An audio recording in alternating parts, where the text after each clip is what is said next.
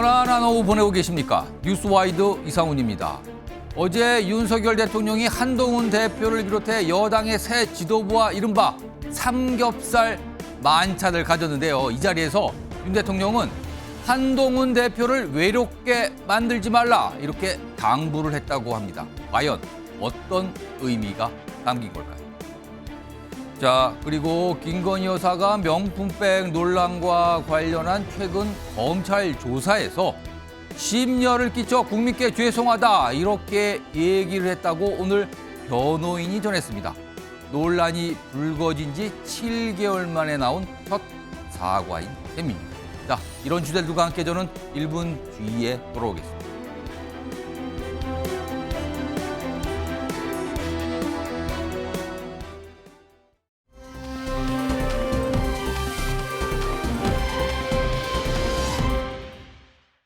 자, 오늘 국회에서는 본회의가 열렸습니다.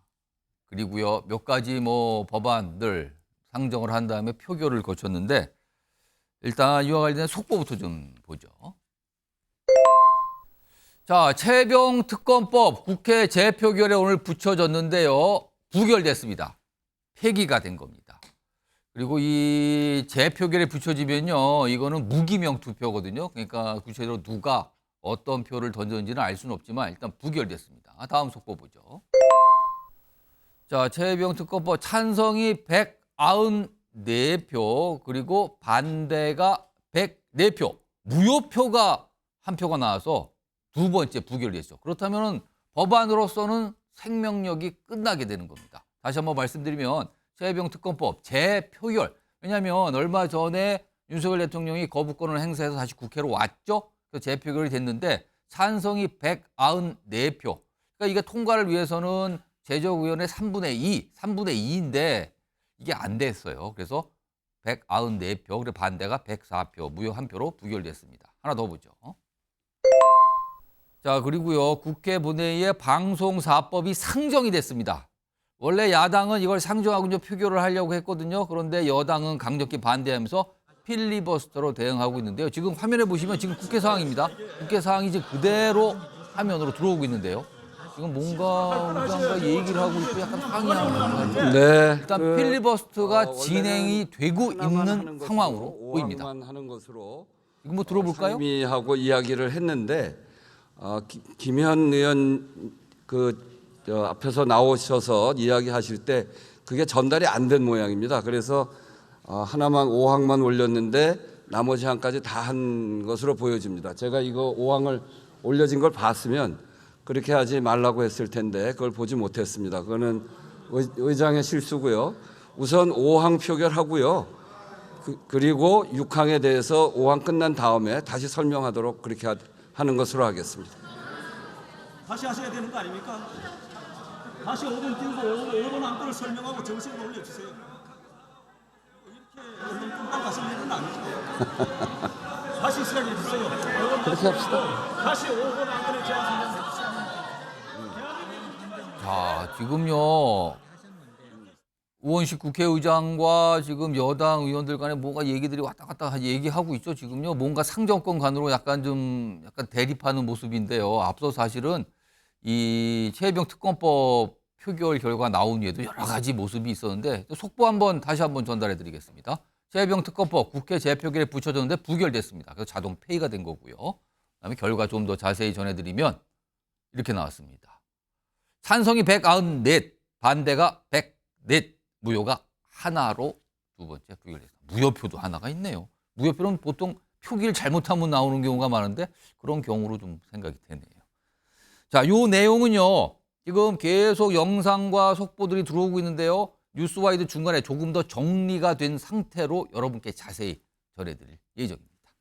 자, 그럼요. 뉴스와이드 이제 본격적으로 좀 시작해 볼 텐데요. 어제 대통령실에서 있었던 만찬, 윤석열 대통령과 새로 뽑힌 여당 지도부, 그리고 여기에 낙선자들도 같이 참석을 했죠. 그 모습 영상으로 좀 정리해 봤습니다. 보시죠.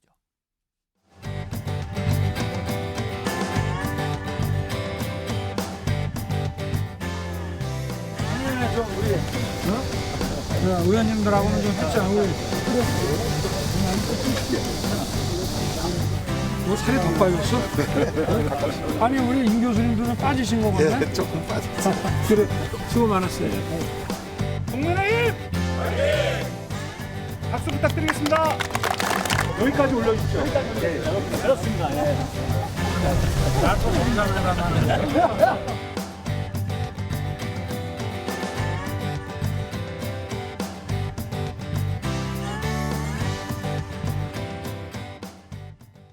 자, 인사가 덕담이 살이 빠졌네요. 약간 이런 덕담처럼 하는 모습이 있고요. 쭉 악수를 하면서 기념 촬영하는데 뭐 나토 정상회의 하는 것 같다. 뭐 이런 얘기까지 좀 나왔습니다. 어제 뭐 주요 모습, 공개된 영상 중에서 주요 모습 전해드렸는데 관련된 얘기 좀 해보겠습니다. 먼저 첫 번째 화면입니다. 어제 사실은 만찬이잖아요. 그럼 식사입니다. 식사, 단체 식사. 이 메뉴도 항상 주목을 받죠. 이럴 때는요. 근데 이 메뉴들을 윤석열 대통령이 직접 골랐다고 어제 대통령실에서 설명을 내놨어요. 직접 선정을 했다라고. 이런 거 준비했으면 좋겠다라는 거죠. 일단 어제 만찬이 이름이 삼겹살 만찬이에요. 그 삼겹살이 있고. 근데 돼지갈비가 같이 또 곁들여졌다. 고기 식사였군요, 어제는. 그리고 쌈이 나왔는데 모둠 상추 쌈이에요. 그러니까 여러 가지 채소가 같이 나왔죠. 그리고 미역, 냉국 뭐 등등등 이렇게 만찬 음식으로 준비가 됐다. 요런데 특히 한동훈 대표가 술을 못 먹는 걸로 나오잖아요. 그래서 한동훈 대표를 위해서 콜라, 그중에서도 제로 콜라를 마시는데 그것까지 준비가 됐다고 하네요. 자, 그럼요. 이와 관련된 목소리들이 있습니다. 설명이 좀 나오는데요. 들어보시죠. 지금 파리 올림픽이 얼마 남지 않아서 기념으로 음료를 하나 준비했습니다. 고맙습니다. 우리나라 요리가 대부분 현장에서 요리를 하는 것인데 조금 주방에서 요리를 해서 나오니까 아무래도 조금 식은 장소 자체가 구워서 먹을 수 있는 경우가 아니라서 약간 식은 삼겹살을 드셨군요. 그러니까. 그럴 수밖에 없는. 그래도 맛있었겠죠, 뭐. 네. 자, 손동표 변호사. 삼겹살이 이제 미리 구웠나 봐요. 식은 삼겹살이라고 굳이 또 설명을 하는데 어제 참석하신 분이. 윤석열 대통령이 어제 만찬 굉장히 신경을 썼다라고 일단 보이는데 이렇게까지 관심을 갖고 신경을 쓴 이유 뭐라고 보십니까? 일단 메뉴는 이제 뭐 화합이나 통합 이런 데 그 삼겹살만한 게 없죠. 원래 삼겹살에 소주 한잔 하는 사이가 제일 이게 그 친분 쌓기 좋은 사이 아닙니까? 예. 뭐 메뉴는 그래 골란 거고요. 예. 중요한 거는 이제 그 시점하고요. 예. 참석 인원이 많죠. 많았습니다, 어제. 옛날에 김기현 대표 때는 5일 뒤에 했거든요. 이번에는 이제 바로 한 거는 예. 그만큼 지금 이제 그 사정이 절박하다. 오늘 바로 이제 그 표결도 있잖아요. 예. 최상병 특검. 그러다 보니까 이제 바로 준비대가 당일날, 예. 다음날 바로 했고요. 그 절박은 윤석열 대통령 입장에서 좀 절박한 상황이다 이 뜻입니까? 둘 다 대통령실과 이제 당이 다 이제 절박한 거죠 서로가. 예. 그래서 이제 빨리 한 거고요. 그다음에 참석 인원은 원래는 이제 뭐 독대할 수도 있고 또는 이제 그 당선된 분만 불러서 지도부 할 수도 있어요. 아마 그렇게도 할 겁니다. 제가 알기로 독대도 한다고 이제 그 이야기했기 때문에 예. 앞으로 할 거고 어제는 이제 워낙 전당대회 과정에 워낙에 골이 많이 패였어요. 이걸 이게 조금이라도 이제 같이 다 불러서 예. 한번 이게 그 골을 메워보자. 예. 우리가 갈등을 이런 차원에 아마 다 부른 거고요. 또 이걸 가지고 이게 뭐 한동훈 대표에 대해서 또 이게 뭐 감정이 안 좋아 이렇게 비판한 분은 그런 말이야. 자꾸 이간질시키지 말고요. 앞으로 이게 독대나 그것도 할 겁니다. 소종욱 변호사가 사뭇 오늘 약간 그 앞서서 이렇게 평론했다 다른 분위기인데 갑자기 제가 든 생각인데 사실은 소종욱 변호사께서 방송에 나가셔서 이번 전당대 특히 당대표 경선 관련해서 결선 투표에 갈 거라고 자신 있게 전망을 하셨는데 빗나갔어요. 하신 말씀 없으십니까? 제가 방송만 다 사과했어요. 사과하셨어요? 예. 저도 이제 그 여기서도 그렇게 말씀하신 것 같은데. 그러니까요. 제가 이제 그 좀 폭넓게 저는 대통령실이나 예. 현역 의원들 저 고향이 대구다 보니까 이제 그쪽에 오래된 당원들 표심을 너무 편향적으로 들은 것 같아요. 편향적으로 제 들으신 거 스스로. 인정하십니까 지금? 예. 그래서 이제 좀 더 중도 쪽이나 예. 더 나가서 이 진보까지 여론을 골고루 들어야 되는데 예. 제가 이게 보고 싶은 건 보고 듣고 싶은 건 들은 제 잘못이 있다. 좀 더 앞으로 성찰하고 더 공부를 해야 되겠다. 이렇게 깊이 반성하고 있습니다. 굉장히 오늘 솔직하게 말씀을 해주신 것 같습니다. 이거 알겠습니다. 뜻밖의 사과 말씀을 또 진지하게 해주셨어요. 지금 메뉴 얘기하시면 설명했는데 사실 어제 만찬을 아까 말씀드렸지만 이른바 삼겹살 만찬 그랬는데 어제 대통령실 관계자가 내놓은 설명에 삼겹살 왜 메뉴냐, 왜 메뉴로 삼겹살이 들어갔냐 하는 거에서 삼겹이잖아요. 당 정대의 화합을 좀 모색했으면 좋겠다. 그런 의미에서 메뉴가 선정됐다. 이런 설명도 좀 있었습니다. 자, 어제 이런 모습도 있었어요. 화면으로 좀 볼까요? 마주 앉은 윤석열 대통령과 한동훈 대표 맥주 콜라 러브샷을 했다. 그러니까 분위기가 한참 이렇게 쫙 익었을 때 윤석열 대통령이 뭐 이렇게 테이블을 왔다 갔다 하면서 이제 뭐 얘기도 했는데 그 와중에 한동훈 대표가 러브샷을 했는데 그렇다면 윤석열 대통령은 맥주고요. 한동훈 대표는 콜라군요. 이렇게 됐습니다. 따로 준비했다 그러는데 이건 이준우 국민의힘 미디어특위 위원께 좀 질문을 드려봐야겠네요. 뭐 여러 가지 저렇게 만찬을 신경 쓴 모습 그리고 뭐 중간에 러브샷 하면 굉장히 좀 친한 사이 또는 친해지고 싶은 사이끼리 통상 술자리에서 많이 있는 모습인데 윤석열 대통령이 저런 모습을 보인 거는 뭔가 좀 화합을 강조하고 싶다 이런 뜻일까요? 아니면 어떤 의미가 좀 담겨 있을까요? 화합을 강조하는 거죠. 화합을 강조하는 거고요. 좀 하나 좀 아쉬운 거는 이제 한동훈 대표가 이제 술을 못 한다고 많이 알려져 있지 않습니까? 예. 그래도 이제 보통 러브샷 하면 술잔을 들고 하는 게 러브샷이지. 콜라 러브샷은? 콜라 러브샷은 잘 없거든요. 그래서 제가 보기에는 이 저 맥주하고 이제 콜라로 러브샷 하는 게 진짜 러브샷보다는 러브 반샷 정도 되겠다. 일단 그렇게 보이기도 하고요. 예. 만약에 정말로 한동훈 대표가 서로 화합하는 이제 그런 의지가 좀 진정성이 더 있었다 그러면 사실 잔은 받고 마시지 않을 수도 있어요.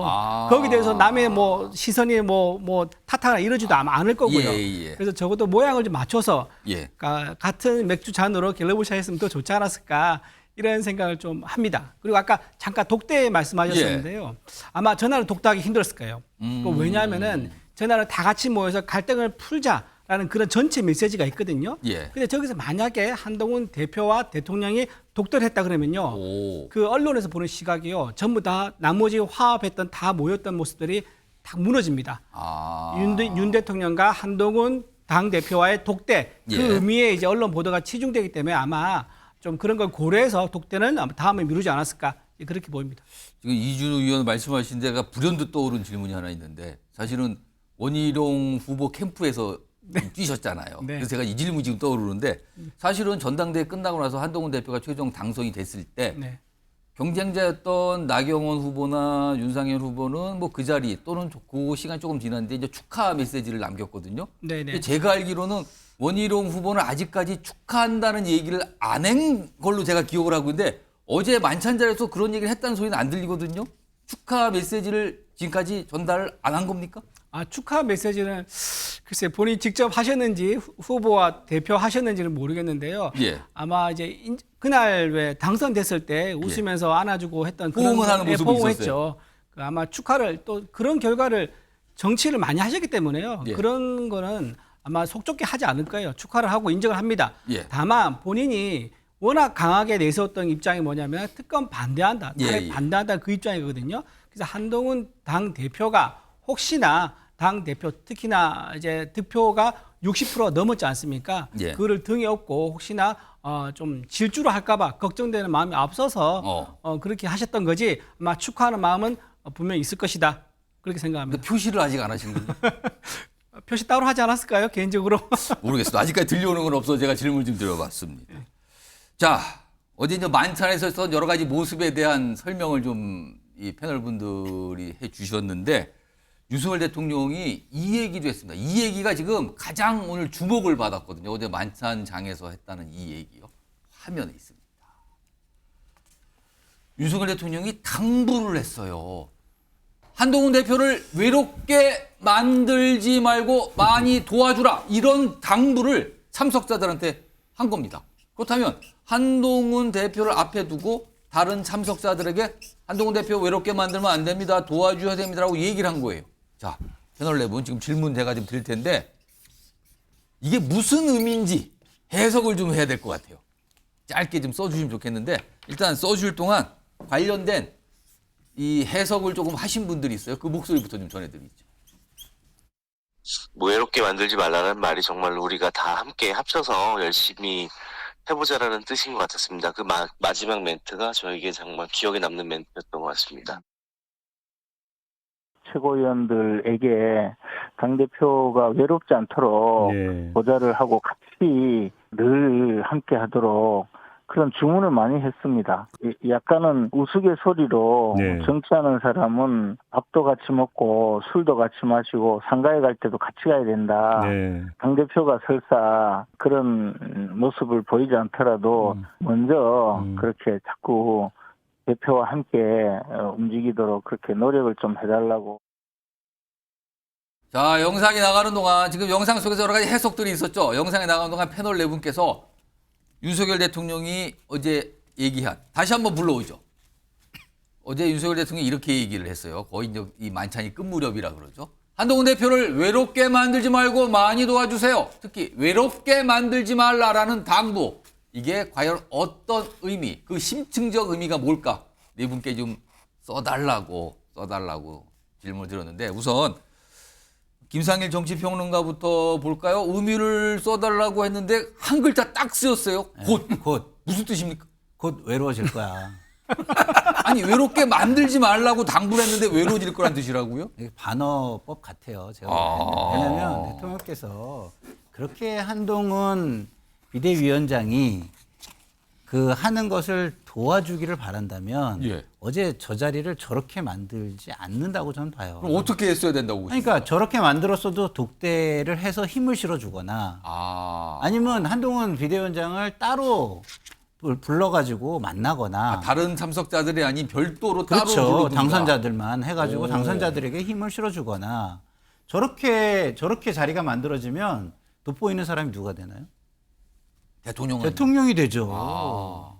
새로 당선된 사람들이 있는데 그 사람들을 돋보이게 만들고 그다음에 용기를 북돋아주고 격려를 하려면 그 사람들 중심으로 그림이 그려지게 해야 맞습니다. 근데 그런 게 전혀 없잖아요. 그런데 뜬금없이 여기다가 외롭게 만들지 마라. 그 왜 외롭죠? 제가 볼 때는 지금 대통령이 훨씬 외로워야 되는 거 아닌가요? 대통령이 총선에서 참패하셨어요. 예. 그리고 전당대회도 사실상 많은 국민들이 개입을 했다고 의구심을 가지고 있습니다. 저도 포함해서. 근데 거기서도 참패를 하셨어요. 본인의 의도가 참패 당했잖아요. 그럼 지금 외로울 걱정을 해야 되는 건 대통령이에요. 근데 그 걱정을 안 하고 한동훈 신임 대표에게 외롭게 만들지 마라? 그 얘기는 뭐냐면 외롭게 될 수 있다. 외롭게 만들 수 있다라는 경고이자 뭐 좀 이따가 제가 하고 싶은 얘기를 우리 윤경호 의원님께서 하실 것 같아서 그 부분은 제가 좀 자제를 하겠습니다. 어제 윤석열 대통령이 참석자들에게 한 대표를 외롭게 만들지 말라란 뜻을 김상일 평론가께서 저거 반어법이다. 곧 외로워질 거다. 이 뜻으로 해석을 하셨다는 거예요. 그러면은 반대표로 건너서 서정욱 변호사는 뭐라고 쓰신 겁니까? 김옥균으로 이제 만들지 마라. 김옥균이 아니다. 김옥균 X인데 그럼 얼마 전에 정치권에서 이렇게 막 떠돌았던 그 얘기 이른바 김옥균 프로젝트인데 그거 하지 없다. 마라. 그거 그렇습니다. 아니다. 예. 지금 이제 그 대통령과 한 대표 사이를 이게 이간질하려고 자꾸 그러는 것 같은데요. 누가요 지금? 우리 그 야당이나 지금 김상일 평론가 말씀하시는 지금 거예요? 이게 계속 갈등이나 분열을 부추기는 발언이잖아요. 곧 외로워질 거다 이거는. 지금요. 대통령은 이제 반어법 쓸 줄 저는 몰라요. 대통령을 걱정하는 마음으로 말씀드리고 대통령은요. 있습니다. 극과 속이 똑같은 분입니다. 절대 반어법이나 이게 위선적 이런 거 못해요. 저거는 직설적으로 나간 거다. 되게 솔직한 분이에요. 아니, 그러니까 편향적인 마음이 없는 얘기를 이야기 듣고 못해요. 편향적인 얘기를 전달 안 하시겠다면서요. 이런 얘기를 좀 듣고 전달해 그래서 저는 주세요. 자, 지금 서정욱 변호사 발언 시간입니다. 그래서 네. 대통령은요. 진심으로 이제 지금 대통령과 한 대표는 같은 방향을 바라보고 있는 거예요. 운명 공동체입니다. 따라서 이제 이거 흔들지 말고 진짜게 친윤 의원들 한동훈 대표 제대로 좀 도와줘. 자꾸 이게 뭐 김옥균 프로젝트니 뭐니 뭐 흔들고 3일 만에 축출하고 뭐 100일 만에 축출 이런 거 하지 말고 쓸데없이 하지 말고 진심으로 이게 도와줘. 예. 이런 메시지예요. 외롭게 만들지 말라는 게. 그러니까 김옥균 프로젝트 이거는 이게 아예 염두 두지 말고 진심으로 도와라. 이 뜻입니다. 두 분 들어봤는데 완전히 다른 해석이 나왔어요. 자, 이번에는 너무 아직까지 편향적이신 것 같습니다. 알겠습니다. 이렇게 전대 결과를 못 갑자기 맞히시고 토론을 하시려고 두 분은 다 알겠습니다. 자, 이번에는 윤경호 퓨처미디어 연구소장님께 들어볼 텐데 이게 뭐 인용 문구가 있었는데 튀지 못하게 해 이렇게 쓰신 겁니까? 어저께 간 분들 중에 예. 반한, 그러니까 한동훈 대표에 대해서 반대 입장에 섰던 분들도 다 있잖아요. 있습니다. 경선 과정이긴 하지만 예.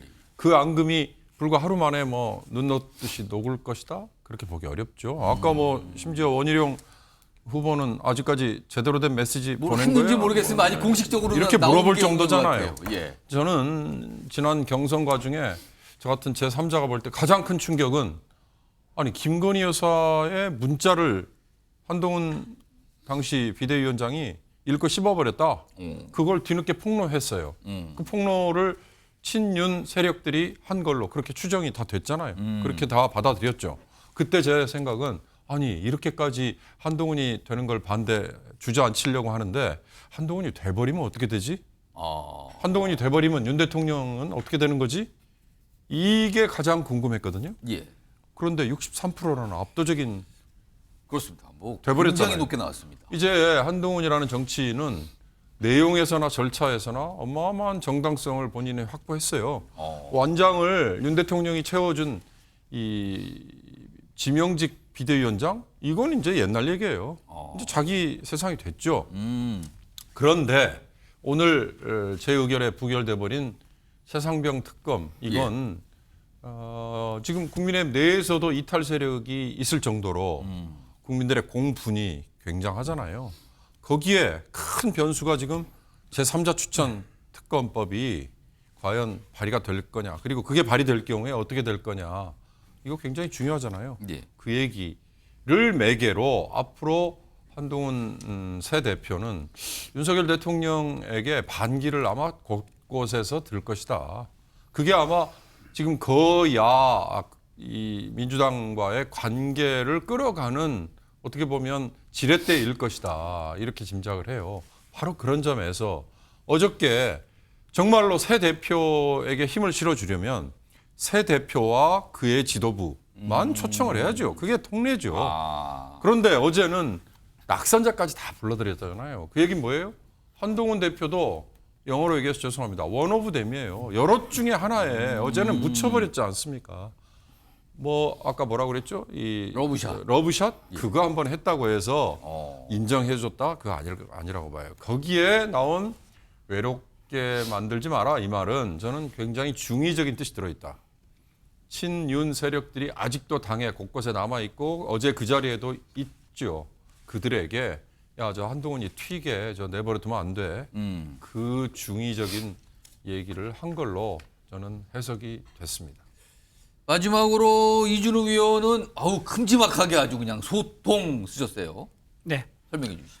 네, 이제 혼자 해결하게 두지 마라 이렇게 또 말한 것도 있거든요. 같은 의미이긴 한데 이게 혼자라는 경우가요. 주변에 사람이 있어도 혼자일 수가 있습니다. 그건 뭐냐면 혼자 판단하는 경우죠. 예. 독단이라고 얘기할 수 있는 거고요. 또 주변에 사람이 없으면은 그거는 진짜 혼자인 거죠. 진짜 혼자인 경우는 경험이 부족한 사람은 자연적으로 실책할 가능성이 높아지는 거죠. 예. 이중적으로 다 의미가 해석이 되는데 한동훈 후보에게는 혼자 판단하는 독단을 좀 안 쓰면 좋겠다. 예. 그리고 또 우리 원내 의원들한테는 한동훈 후보가 혼자 판단하지 않게끔 주변에서 많이 붙어져서 의견을 좀 많이 개진해서 하면 좋겠다. 혼자 실책하지 않도록 판단해서 그런 의미가 있기 때문에 이거는 주변에 사람이 있든 없든 소통을 좀 자주 해서 한동훈 후보가 독단적으로 판단하거나 또는 외로워서 혼자 실책하거나 그런 일이 없도록 하면 좋겠다. 그런 의미에서 소통이라는 의미를 담고 있는 그런 말이라고 생각합니다. 알겠습니다. 이분 보니까 곧 소통 김효근 X 튀지 못하게 다양하게 쓰셨습니다. 내려주시기 바랍니다. 굉장히 거의 반대의 해석도 있고요. 약간 비슷하면서도 결이 다른 해석도 나왔습니다. 지금. 자, 이런 가운데 한동훈 대표, 당대표가 됐습니다. 당대표가 되면 인사권을 행사할 수 있습니다. 당대표가 뽑을 수 있는 자리들이 있는 거거든요. 자, 이제 아직은 오늘 대변인, 비서실장 정도만 나왔는데 중요한 자리들이 아직 남아 있어요. 자, 이와 관련해서 설명을 좀 하신 분들이 있습니다. 들어보시죠. 큰 방향에 대해서 조금씩 이야기를 나누고 있는데 제가 유능함을 보여주겠다고 했기 때문에 그런 공약을 잘 실현해낼 수 있는 분들로 예. 맞추어서 아마 인선이 이루어져야 된다고 생각하고 우선은 그런저런 뭐 이렇게 인위적인 뭘 비율을 맞추고 뭐 하는 것보다는 능력 위주로 그리고 그 자리에 맞는 적합한 인물로 인선하는 것이 저는 주가 돼야 된다고 생각합니다. 새 출발을 하는 한동훈 후보의 나침말은 국민 눈높이이고 나아가야 할 목표는 국민 행복입니다. 그리고 이는 윤석열 정부의 성공과도 직결된 것이기도 합니다. 당 정책위는 더 낮은 자세로 반성하고 쇄신하면서 국민 눈높이에 맞는 정책과 비전을 제시하겠습니다. 자, 화면 좀 볼까요? 지금 최고위원회의라는 이 당의 최고 의사 결정 기구인데 일단 이렇게 돼 있어요. 원래 최고위원회의는 9명으로 구성이 되는데 이번에 뽑히신 전 당대표와 최고위원들 보면은 일단 한동훈 대표 가운데 있죠? 한동훈 대표는 뭐 자체로 보면 친한이죠. 스스로가 친한. 자, 그럼 다른 분은 누군가? 장동혁 최고위원, 진정호 청년 최고위원 이렇게 두 사람은 친한입니다. 자, 그렇다면 일단 한동훈 대표 포함해서 3명이 돼요. 그리고 지명직 최고위원은 당대표가 누구를 딱 뽑을 수가 있어요. 예정돼 있죠. 그럼 아무래도 여기는 본인과 가까운 또는 본인과 생각이 비슷한 사람을 뽑을 걸로 보이죠. 그렇다면은 이른바 친한계가 4명이 되는 겁니다. 자, 그럼 현재는 그 반대쪽에 친윤으로 꼽히시면 어떨까요? 김재원 최고위원, 인유한 최고위원, 김민철 최고위원, 친윤으로 꼽히죠? 3명. 그리고 당연직으로 지도부에 들어가는 추경호 원내대표, 정정식 정책위 의장. 여기까지 하면 5입니다. 5대 4가 되는 겁니다. 지명직 최고위원은 친한으로 꼽더라도. 사무총장은 빠지고요. 사무총장은 최고위원회의에 들어가지 않거든요. 자, 그러면 관건은 뭐냐면요. 정책위 의장을 교체하느냐 마느냐입니다. 이 자리입니다. 이 자리. 요걸 좀 봐야 되는데 일단 김상일 평론가. 네. 지금 여당의 국민의힘의 규칙을 보니까 정책위 네. 의장을 바꾸려면 네. 임기가 보장된 자리인데 이제 바꿀 수가 있어요. 중간에. 그러려면은 원내대표와 일단 협의가 돼야 되고요. 네. 그리고 그걸 가지고 의원총회에서 추인을 받아야 됩니다. 의원총회를 통과해야 돼요. 네. 절반 이상의 의원들이 동의해 줘야 되거든요. 네. 이 과정이 필요한데 지금 정정식 최고 정책위 의장인데 한동훈 대표가 정책위 의장 바꿀 수 있을까요? 그래서 본인과 가까운 최고위원 구성을 지금 예상컨대 4대 5에서 5대 4로 과반 이상으로 바꿀 수 있을까요? 첫 번째요. 예. 한동훈 대표가 그 정책위 의장을 교체하거나 바꾸거나 이런 표현이 저는 맞지 않다고 봅니다. 새로운 대표가 들어서잖아요. 예. 새로운 대표와 호흡을 맞추는 가장 주요한 자리가 사무총장하고 정책위 의장이에요. 그렇죠. 여기는 자진 사표를 내주는 게 맞는 겁니다. 오. 그래야 새 지도부가 자기의 갈 길을 가는 거죠. 예. 더더군다나 한동훈 대표는요, 원외입니다. 그렇습니다. 원외는요, 원내 정책에 별로 영향력을 미칠 수가 없었어요, 과거에. 제가 정동영 의장 때 그 보좌관을 했지 않습니까? 그게 투톱 체제라고 하는 때 제가 한 거예요. 그러면 그때는 어떻게 되냐? 정책위가 원내대표와 런닝메이트입니다. 예. 그러면은 당대표가 원내면은요, 원내에 영향을 미치지 못하는 경우가 굉장히 많아요. 사실 오늘 의원총회가 그러면 열렸거든요. 그렇죠. 근데 한동훈 대표가 의원총회에서 모두 발언만 하고 네. 그리고 퇴장을 했어요. 그렇죠. 왜냐하면 현역 의원이 아니니까요. 네, 아니니까. 그래서 원외에게는 정책위 의장이 굉장히 중요합니다. 나경원 후보가 뭐라고 했습니까? 원외의 한계를 얘기했어요. 예. 그 원외의 한계가 여기서 나타나는 건데 그 원외의 한계를 없애주려면 정책위를 운영을 해야 돼요. 예. 그래야 정책을 입안하고 당론으로 그거를 만들고 이런 일들을 정책위에서 하는 겁니다. 그런데 지금 만약에 정책위 의장을 그대로 친윤에서 가져가겠다? 예. 이렇게 하면은 사실상 절름발이를 만들겠다는 뜻이에요. 근데 지금 아직까지 정책위 의장이 스스로 사퇴한다는 얘기 안 나오거든요. 그렇죠. 제가 볼 때 지금 한동훈 신임 대표에게는요, 사실 원내면 가장 중요한 자리가 사무총장입니다. 당 살림을 해야 되니까. 근데 지금 원내 한동훈 대표에게는 제가 볼 때는 사무총장보다 더 중요한 자리가 예. 정책위 의장 자리인데 여기를 바꾸고 가지 않는다? 한동훈 대표가 앞으로 굉장히 대표직을 수행하기가 굉장히 어렵고 고난이 많을 것이다 이렇게 생각합니다. 아까 봤던 그 인선과 관련된 화면 다시 한번 불러오죠. 지금 세 자리가 관심사인데 일단 지명직 최고위원은 통상적으로 당대표가 본인과 생각이 비슷한 사람 그리고 본인의 뜻과 잘 맞는 사람을 임명해요. 그렇다면 여기는 이른바 친한계 정치인이 들어갈 가능성이 높다고 통상 얘기합니다. 자, 그리고요. 지금 말씀하신 정책위 의장인데 과연 교체가 되느냐 유임이 되느냐 이 문제거든요. 그리고 또 한 가지 사무총장은 최고위원회의 멤버는 아니지만 굉장히 중요한 당직인데 지금 국민의힘 안팎에서는 배현진 의원이 될 수 있는 거 아니냐는 얘기가 조심스럽게 나오고 있는 상황이에요. 자, 이주루 의원. 정책위 의장 교체 가능성 이거 어떻게 봐야 됩니까?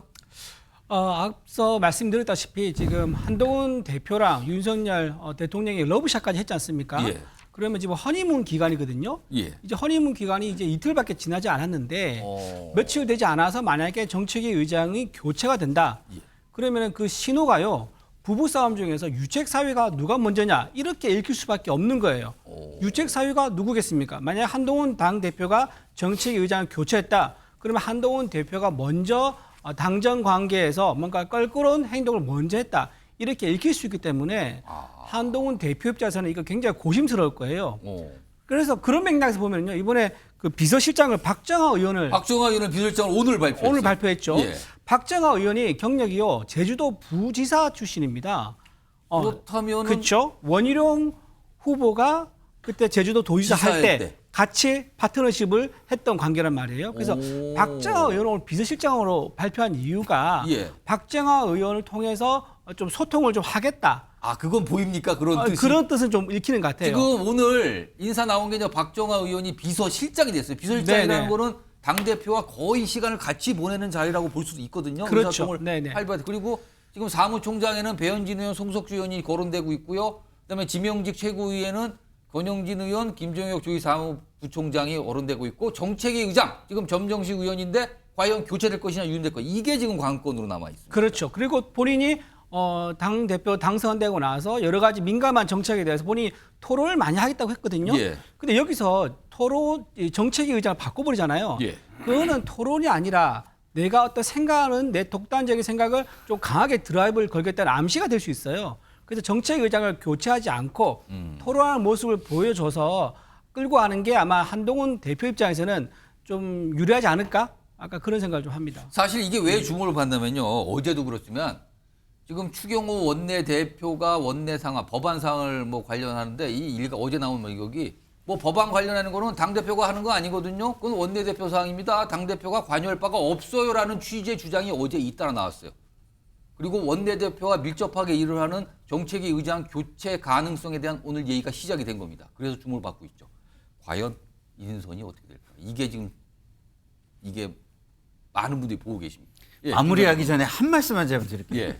지금 제가 이준우 의원님 말씀을 들으면서 진짜 의구심이 강하게 머리를 세게 치는 게 뭐냐면 김옥균 프로젝트가 시작이 됐구나 이런 생각이 들어요. 이게 지금 이 상황이 혹시 그거 아니냐? 사실상 이게 한동훈 비대위원장의 권한을 묶어버리는 거거든요. 자, 소통과 포용을 얘기했잖아요. 그거는 권한이 있는 사람이 하는 거예요. 권한이 없는 상태에서 하면은 그거는 소통과 포용도 아닙니다. 저 굉장히 우려됩니다. 알겠습니다. 이거 봐야 되는데 아직까지 정책위 의장이 사퇴한다는 얘기 없고요. 그리고 한동훈 대표가 정책위 의장 뭐 교체에 대한 얘기도 아직 꺼내놓지는 않았어요. 근데 지금 관심 있게 보고 있는 거죠. 저도 잠깐만요. 지금 한동훈 대표가요 63%는 압도적인 지지로 됐단 말입니다. 그러면 본인도 지금 자제를 해야 돼요. 만약에 63%는 그 득표를 등에 업고 본인이 인사부터 해서 아주 강하게 드랍을 걸면요. 바로 갈등설이 바로 얘기 나옵니다. 그래서 본인은 어쨌든 갈등설을 주저앉히고 허니문으로 간다. 이 컨셉이 먼저 우선이기 때문에 아마 정책위 의장 교체는 하지 않고 바로 갈 가능성이 높다 그래 봅니다. 자, 이런 상황에서 박정하 의원을 비서실장으로 임명했다. 과거에 원희룡 제주지사 당시에 제주도에서 일을 했던 인물이다. 이런 설명까지 지금 곁들여졌습니다. 요게 인선이 늘 그렇지만 간단하지 않아요, 지금요. 특히 지금 여당 상황에서는 그렇습니다. 이런 가운데요. 다음 목소리의 주인공 이분들은 국회에서 지금 활동하고 계시는 않아요.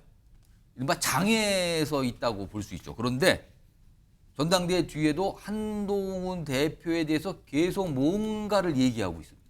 우선 첫 번째 인물의 얘기 들어보시죠. 한동훈 당대표 당시 그 비대위원장 그 속셈이 어느 정도까지 그 나아갔느냐 누구도 그 짐작하기가 어려운 점이 있었습니다. 막 궁정 쿠데타 그 정도까지 생각을 하면서 윤 대통령을 그 무력화시키고 다음 대권을 잡겠다 그런 의도를 확실하게 가졌다 그러면은 그런 선상에서 그런 그 행동이 나왔다 그러면 그건 당원 위반이죠. 대통령을 비판하고 견제하고 하는데 그 뭐 중점을 두고 윤 대통령이 그 결국에 가서는 그것을 참지 않을 것이라고 봅니다. 이원석 검찰총장이 뭐 최근에 보인 그 일련의 행태에 따르면은 이원석 총장은 그 한동훈 당대표와 거의 한 몸이 돼서 정치적인 그 플레이를 하는 것으로 비칠 그런 가능성이 있지 않았습니까? 한동훈 당대표가 계속해서 이 대통령과 대립과 그 갈등의 그런 조성해 왔고 이원석 총장은 어떤 면에서는 그 한동훈 당대표를 추종하는 그런 입장으로 우리가 해석할 수가 있겠죠. 한동훈 대표를 굉장히 비판하는 목소리인데요. 과거에 뭐 속셈을 모르겠다. 그리고 지금 이원석 검찰총장과 같은 거 아니냐 지금 생각이 이런 얘기가 나왔습니다. 또 다른 인물도 있습니다. 경선 과정에서도 계속 한동훈 당시 후보를 비판하고 압박을 했었죠. 들어보시죠. 이 최상병 제3자 특검과 한동훈 특검은 한 몸처럼 붙어 있어요. 하나는 통과시키고 하나는 민주당의 억지다라고 안 받을 수가 없어요. 저는 최상병 제3자 특검안도 한동훈 대표가 본인의 어떤 원칙은 계속 천명하되 당내 의견 수렴 과정에서 이 부드러운 후퇴 또는 명분 있는 후퇴를 할 수밖에 없는 상황이고 그럴 것이라고 전망을 합니다. 윤경호 소장님, 이 두 인물의 비판은 좀 계속되고 있네요. 이거 무슨 상황입니까? 장해찬이라는 전 최고위원은 뭐 얼마나 비중을 둬야 될지 제가 뭐 시청자 여러분들이 너무나 잘 아시니까 제가 굳이 언급 안 하겠습니다. 그러나 심평이라는 변호사는 과연 저분이 친윤이라고 하는 세력에 얼마나 대표성을 가지고 있는지 만약에 이렇게 우리 MBN에서 다뤄주지 않으면 저분의 존재를 확인할 수 있을지 우선 저는 의문이 있는데요. 그럼에도 불구하고 친윤이라는 세력은 갈수록 땅이 좁아지고 있는 거 아닌가. 우선 지난 총선에서 윤석열 대통령에 대해서 온 국민이 유권자가 얼마나 냉정한 평가를 했습니까? 그래서 국회 지형을 확 바꿔놨잖아요. 그리고 윤석열 대통령을 견제하라고 세게 권한을 지금 이미 의회에 줘버렸잖아요. 그리고 또 하나 이번 전당대회 국민의힘의 전당대회지만 윤석열 대통령에게 여러 같은 지지를 보내서 대통령까지 만들어 놨던 그 보수 세력 국민의힘 지지층이 윤 대통령과 윤 대통령의 배우자가 보냈다는 문자 이걸로 한동훈이라는 후보를 끌어내리려고 했는데도 불구하고 안 통했잖아요. 저는 그런 일련의 현상들에서 친윤이라는 세력은 이미 갈수록 입지가 좁아지고 있는 거다. 그 얘기는 뭐냐. 보수 세력 내에서도 유권자든 아니면 당원이든 뭐 여러 가지 형태로요.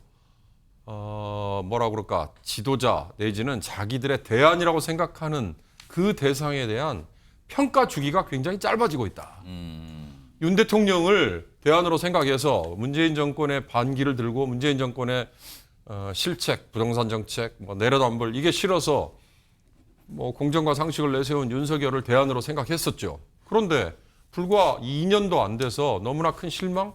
그래서 그 다음에 한동훈을 대안으로 이미 생각했다면 아마 친윤이라고 얘기하는 이 세력들은 저렇게 얘기해 본들 제가 보기엔 지지자들에게서 별로 힘을 못 얻는 단계가 이미 된 거다. 그렇게 봅니다. 서정욱 변호사 좀 지금 앞에서 두 인물의 얘기 들어봤는데 서정욱 변호사는 좀 생각이 다른 것 같아요. 저는 근데 지금 자꾸 친윤, 친한 이렇게 이간질 있잖아요. 이게 문제예요. 이간질이니까 그렇게 구분하는 거는? 자, 여론을 보세요. 대통령 지지율이 30%대다. 그 중에 일부가 한동훈 대표 지지율입니다. 대통령 지지율 30% 따로 있고 한동훈 대표 지지율 따로 20% 있으면 그럼 이게 보수가 50%입니까?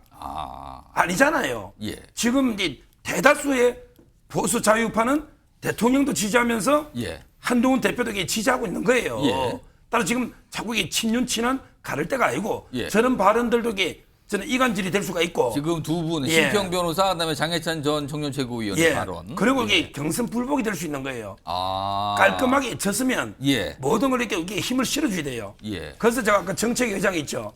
이분을 뭐 한동훈 대표가 마음대로 바꾸라는 게 아니고 스스로 사표 내는 게 맞아요. 근데 아직까지는 뭔가 입장정은 왜 그러냐? 없어요. 정권이 바뀌면 이게 다 사표 내는 게 맞잖아요. 저는 장관들도 예. 뭐 아무리 임기가 보장돼도. 예. 근데 지금 한동훈 위원장이 정책적으로 새 출발을 힘있게 할 수 있도록 예. 대통령도 외롭게 만들지 말라는 게 그런 뜻입니다.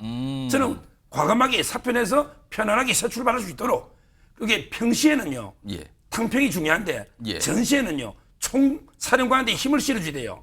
지금 이게 난세입니다. 예. 지금 첩첩산중이잖아요. 예. 저는 이게 한 위원장한테 힘을 실어줘야 되고 한 대표한테 따라서 이게 미리 사표 내서 구성하도록 하는 게 맞다 봅니다. 오늘 이 패널 분들 말씀이 특히 김상일 평론가하고 송혁 변호사가 보기 드물게 같은 생각을 갖고 계세요 지금요. 힘을 좀 약간 일치한 면이 있었습니다. 이런 가운데 오늘 한동훈 대표가 오늘 앞서서 이제 최고위원회의도 주재했고요. 그리고 그 뒤에는 의원총회도 참석해서 한 얘기가 있거든요. 그 얘기 좀 들어볼까요? 당원 동지들 그리고 국민들께서 똑같이 63%의 지지를 주셨는데요. 저는 이 압도적인 숫자의 의미와 그리고 당심과 민심의 숫자가 정확히 같았다는 사실을 대단히 무겁고 무섭게 받아들입니다.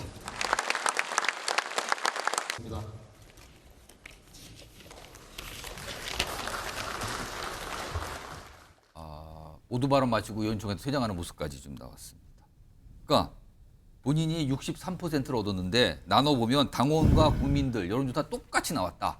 그러면서 당신과 민심 같다는 사실에 무게를 느껴야 된다. 무게감 느껴야 된다. 이런 취지의 얘기를 꺼내놨는데 이런 가운데요.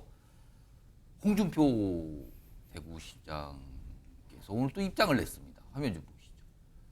앞서서 전당대회 끝나고 그날 저녁에 앞으로 당무와 관련된 뭐 중앙정치 관련된 얘기 안 하겠다 했는데 약간 뭔가 은연중에 중앙정치 얘기 같지는 않지만 뭔가 은연중에 비추는 얘기를 오늘 적어놨는데 나는 곡선주로 달리지 않는다.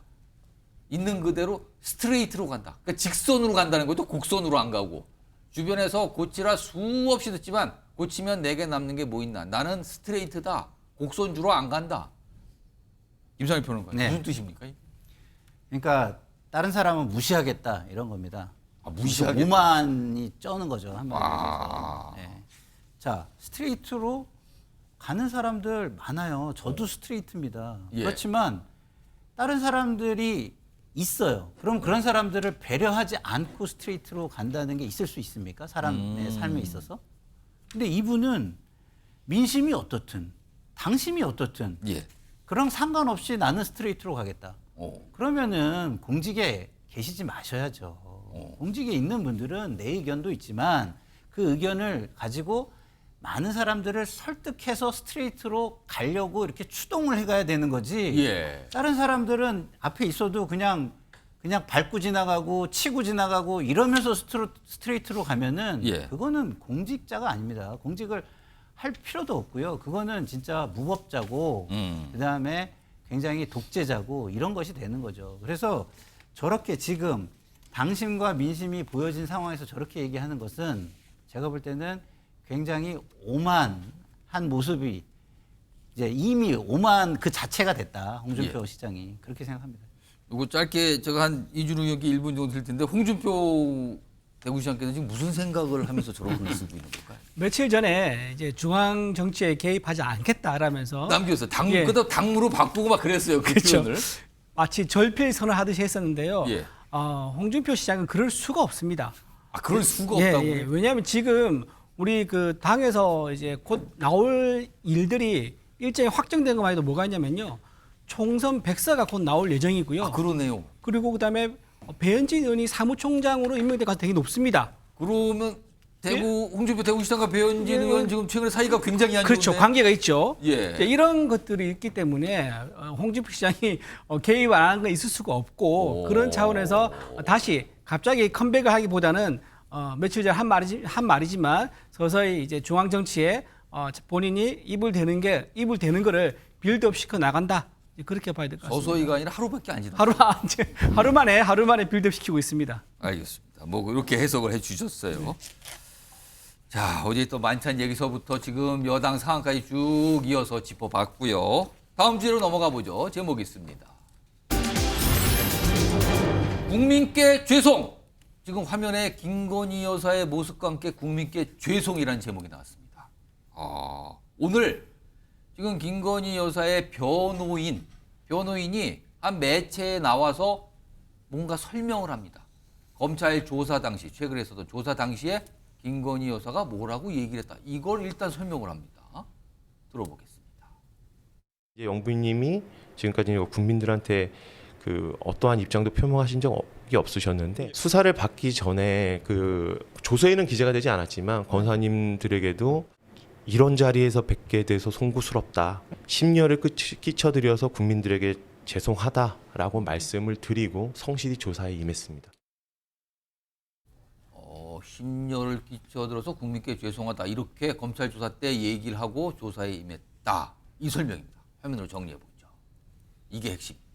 김건희 여사, 검찰이 이제 본격적으로 조사를 하기 전에 송구스럽다. 심려 끼쳐들어 국민들께 죄송하다고 말하고 성실히 조사에 임했다라는 설명이 변호인을 통해서 나온 겁니다. 변호인이 얘기했으니까 저 사실을 밝힌 거죠, 지금요. 손정욱 변호사, 어떻게 보십니까?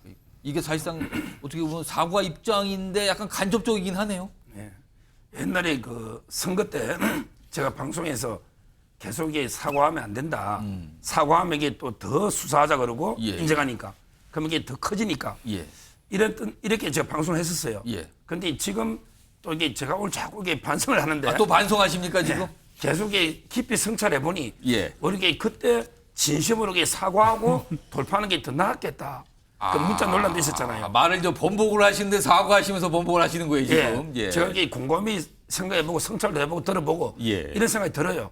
아마 이제 그 김건희 여사도 그런 아쉬움이 있는 것 같아요. 그래서 이제 조사 때도 뭐 굳이 저렇게 사과 안 하셔도 되는데 아마 이게 조사 때 간접적이지만 사과를 하셨고요. 뭐 언젠가는 이게 클리어하게 되면 또 직접 대국민 사과도 한번 이게 하는 것도 괜찮겠다 이런 생각이 들어요. 그런데 이 고민을 뭐 해보셔야 되겠는데 그런데 중요한 거는 정말 수사는 강도 있게 한 거예요. 이거는 이제 이원석 총장이 내용을 보면 알잖아요. 질문과 문답을 내용을 보면 알잖아요. 따라서 너무 이게 자꾸 장수만 가지고 지엽적인 거 가지고 자꾸 이게 성역 특혜보다는 내용을 보고 판단하자 저는 봅니다. 자, 김상일 평론가께서는 변호인이 밝힌 검찰 조사 본격적으로 하기 전에 국민께 죄송하다는 입장을 밝혔다. 이걸 설명이 오늘 나왔거든요. 이거 어떻게 들으셨습니까? 그걸 왜 검사 앞에서 하죠? 검사한테 죄송한 건가요? 네? 국민들한테 죄송한 거 아닌가요? 그럼 국민들한테 해야죠. 아니, 국민들한테 하지도 않고 검사한테 죄송하다고 얘기한 걸 가지고 물론 그 앞에 국민들께 심려를 끼쳐서 심려를 끼쳐서 국민들께가 있었죠. 있어요. 그렇지만 정말 죄송한 사람에게 사과를 하는 게 사과죠. 국민들이 저걸 듣고 그냥 그렇게 한 걸로 이해를 해드려야 되는 건가요? 그 또한 또 특혜 아니겠습니까? 그래서 지금 너무 편하시다 이런 생각이 들어요. 권력자가 편하면요, 권력이 없는 국민들이 굉장히 불편해집니다. 권력자들은 그 권력을 굉장히 불편하게 써야 돼요. 그리고 그걸 누림에 있어서 권력을 누림에 있어서 굉장히 불편하셔야 됩니다. 굉장히 성실하셔야 되고. 근데 굉장히 편리한 방식으로 모든 것을 지금 하시고 계신다 이런 생각이 들고 그렇기 때문에 국민들이 신뢰가 무너지고 있고 그다음에 특혜라는 자꾸 의구심이 쌓이고 있다 이런 말씀을 드리고 싶습니다. 자, 지금 김건희 여사 변호인이 다른 그러니까 검찰 조사 자체에서 최근에 이제 약간 이 정치권에서도 공방이 있고 논란처럼 비춰진 이 제3의 장소에서 한 부분 뭐 이런 걸 놓고 얘기들이 많이 있잖아요. 이와 관련해서 조금 더 설명을 좀 내놨네요. 들어보겠습니다. 조사 장소 같은 경우에는 이제 보안이 유지되면서도 경호가 가능한 곳을 해서 할 수밖에 없었습니다. 제3의 장소를 선택한 것은 그러니까 불가피한 선택이었지 뭐 특혜를 주기 위한 그런 부분은 아니었다고 보입니다. 지금 검사님들이 전화기를 갖다가 반납했다 해서 뭐 특혜 조사다, 항제 조사다 이런 말씀을 하십니다. 사실 핸드폰은 무선 조작으로 폭발이 가능하게 조작할 수도 있어요. 그러니까 테러리스트가 보안이 새는 경우엔 거기에 폭탄물을 설치할 수도 있기 때문에 결국에는 대통령이나 영부인을 갖다 대면할 때는 당연히 핸드폰을 갖다 반납을 해야 됩니다. 특혜를 줬다는 부분은 저는 사실 너무나도 억울합니다. 자, 화면으로 좀 이 어떤 설명, 해명에 대해서 좀 정리를 좀 해보죠. 지금까지 나왔던 게 이제 논란이 됐던 게 제3의 장소에서, 그러니까 검찰청이 아닌 다른 장소에서 했잖아. 이게 경호처 소속, 경호처가 관할하는 구속 청사인데 그거에 대한 변호의 설명은 보안과 경호를 위해서 불가피했다. 그리고 검찰 전 수사팀이 휴대전화를 제출했잖아요. 이거 경호처에다 제출한 거잖아요.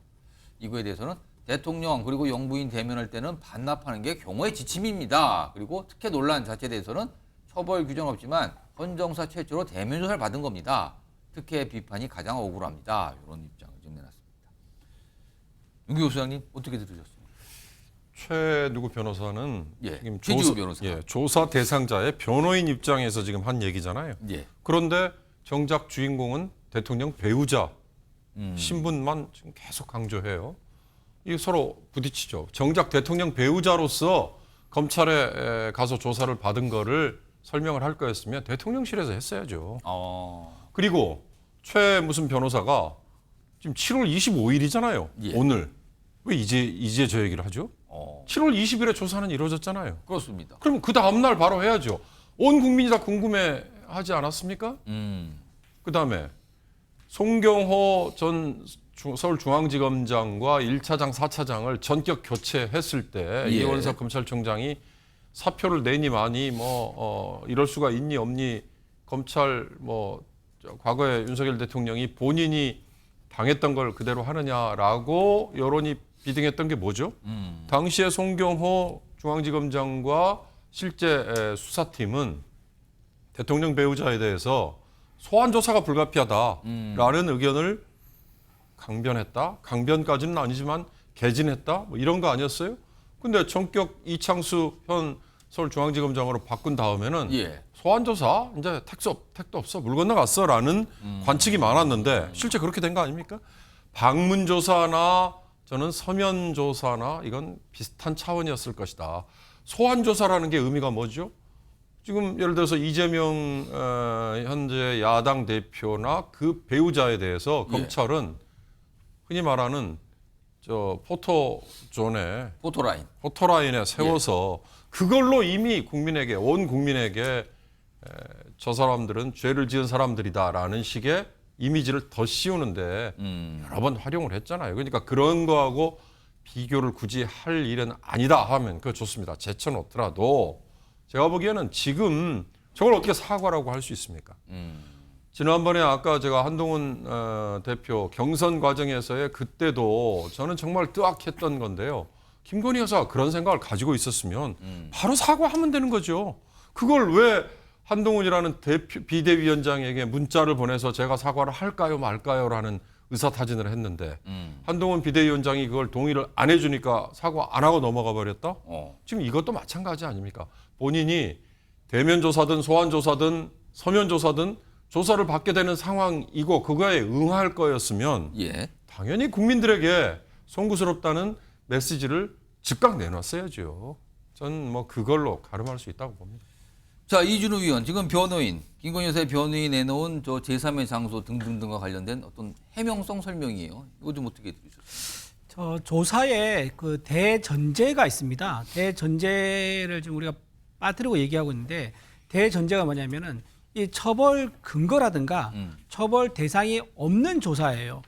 뭐 이미 언론에 좀 많이 밝혀졌지 않습니까? 처벌 근거가 없어서 형사적 실익이 없다. 특히 이제 명품백 관련된 그렇죠. 논란. 예, 그런 논란이 지금 그런 얘기가 나오고 있죠. 그런 상태에서 검찰이 형사적 실익이 없는 상태에서도 12시간 조사를 했고요. 또 변호인 입회하에서 조사를 했는데 그게 너무 어떤 장소에 대한 의미를 두기보다는 본인 영부인이 그 처벌 근거도 아니고 대상은 될 수 없음에도 불구하고 결단 내려서 조사받았다는 것 자체가 그 자체는 좀 평가해 줄 필요가 있다. 예, 그렇게 생각합니다. 다만 아쉬운 거는 지금 변호인이 대신 나서가지고 유감을 표명하고 사과를 했다라고 했는데 변호인이 하기보다는 영부인이 직접 어떤 공간이나 자리를 좀 잡아서 했으면 좀 더 좋지 않았을까 이제 이런 아쉬움은 좀 있습니다. 이상희 평론가 하신 말씀 짧게 좀 드릴게요. 대전제라는 말을 그렇게 쓰시면 안 되죠. 대전제는 모든 걸 그 바탕 위에서 해야 된다는 얘기잖아요. 근데 지금 그건 하나의 의견이에요, 의견. 지금 이게요, 뇌물과 관련된 거일 수도 있다고 다들 생각을 하고 있어요. 그리고 대통령도 지금 임기 중 불소추 특권 때문에 그런 거지 피의자가 될 수 있다고 생각하는 사람들도 굉장히 많이 있습니다. 자, 대전제가 만약에 실익이 없고 범죄도 아니고 범죄 대상자도 없다면 검찰은 그럼 왜 한 겁니까? 국민한테 보여주는 쇼를 위해 하기 위해서 한 겁니까?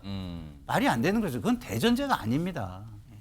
이준우 의원, 제가 한 30초 드릴게요. 이거는 제 뭐 개인적인 의견이 아니라 예. 이미 뭐 법조계에서 많은 좀 우세한 의견이죠. 처벌 근거가 부족하고 대상이 될 수 없다는 의견이 있는 게 더 많고요. 그 다음에 지금 저 조사한 거에 대해서 그럼 왜 조사했느냐 하는데 예. 지금 국민 여론이 어쨌든 진상 또는 진실을 원하고 있기 때문에 거기에 협조하는 것은 영부인으로서는 나름 결단을 내린 거다 그렇게 평가합니다. 자, 일단 오늘 사람 약간 많은 분들이 약간 예상을 못했어요. 변호를 통해서 약간 검찰 수사 당시에 국민께 죄송하다, 사과 입장을 냈다 이런 게 설명이 나오고요. 뭐 여러 가지 설명이 좀 추가적으로 있었는데 이런 가운데요. 여전히 지금 이른바 대검 대 지검 뭔가 지금 삐그덕거리고 입장이 다르고 의견이 다르고 그러죠. 뭐 감찰 얘기 나왔지만 협조 못한다. 그러면 감찰 그 범위를 좀 줄여보겠다. 뭐 이렇게까지 가서 약간 좀 잠잠한 상태인데 여전히 남는 어떤 설명들 아직 충분히 설명 안 된 게 있는데 바로 이 내용입니다. 화면에 보시죠. 중앙지검장, 서울중앙지검장 3시간 30분 후 보고한 이유. 그러니까 지금 20일이에요, 저녁에. 그러니까 앞서서는 도이치모터스 주가조작 사건 관련된 조사가 먼저 이루어졌고요. 그리고 그날 저녁 오후 7시 40분에 명품백 논란과 관련돼서 이제 수사가 시작됐다고 좀 나오거든요, 시간이. 그러면은 그 당시에 이 수사팀이 서울중앙지검장 등 지휘부에 조사 시작을 보고했다 그래요. 7시 30분, 40분 무렵이요. 그런데 서울중앙지검장이 이원석 검찰총장에게 이거 지금 조사 중이다라고 보고한 시점은 3시간 30분 정도가 지난 오후 밤 11시를 넘긴 시간이요. 한 3시간여 정도의 공백이 있습니다. 이 사이가. 그러니까 본인이 보고를 받고 즉각적으로 검찰총장에게 이걸 알리지 왜 안 하는가. 사실은 도이치모터스 관련된 사건은 뭐 지휘권이 없으니까 뺐다는 설명이 있었죠. 근데 명품백 관련된 거는 지휘권이 있다 그래요. 근데 왜 시간이 3시간 넘게 지체됐는가. 이게 좀 여러 가지 얘기들이 나오는 지점인데 요거 제가 손혁 변호사와 김상일 변호사께 질문 좀 한 1분씩 드릴게요. 손혁 변호사. 3시간의 공백. 혹시 서울중앙지검장이 이 시간 동안 누군가하고 소통할 가능성이 있는가 아니냐라는 시각까지 나오는데 이거 어떻게 봐야 됩니까?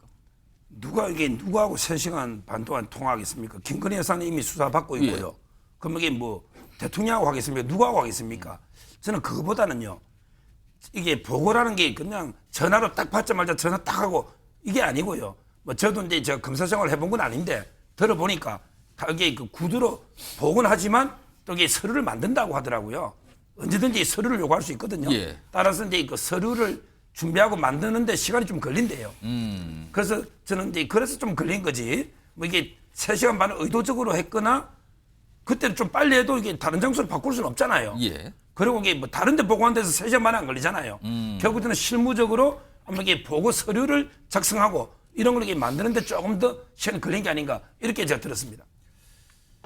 요거 제가 짧게 드릴게요. 김상일 평론가는 네. 어떻게 보세요? 이창수 중앙지검장이 그 자리에 갈 때 인사 패싱이라는 말이 나왔습니다. 이원석 검찰총장의 사실상의 발을 묶기 위한 그런 것 아니냐. 불신임을 하기 위한 것 아니냐. 이런 얘기가 나왔습니다. 그러면 이창수 중앙지검장은요. 굉장히 조심을 해서 행동을 해야 됩니다. 처신에 조심을 해야 됩니다. 근데 이렇게 예민한 거에 대해서 3시간 동안 본인만 알고 검찰총장에게 안 했다? 그러면 그 인사 패싱을 인정하는 거죠. 나는 날 인사한 사람이 검찰총장이 아니니까 거기는 뭐 내가 그렇게 신경 쓰지 않아도 돼. 라는 그런 거를 보여주는 것이고 또 하나는 그 3시간 동안 많은 오해를 낳게 만들었다. 지금 앵커께서 뭐 다양한 목소리가 나오는 걸 말씀하셨지만 민정수석실이 새로 만들어졌어요.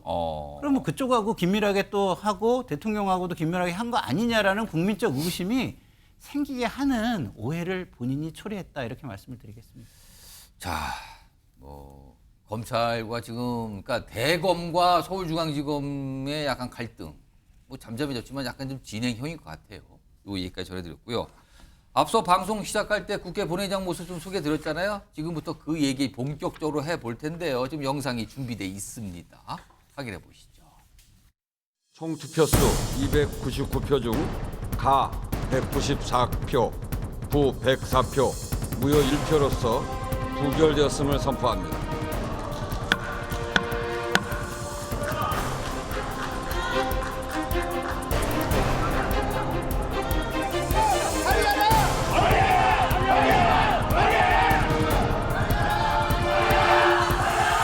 네, 조용히 해주십시오. 네. 나가고 있잖아요. 나가고 있는데 무슨 개판이야, 개판은. 말 함부로 하지 말아요.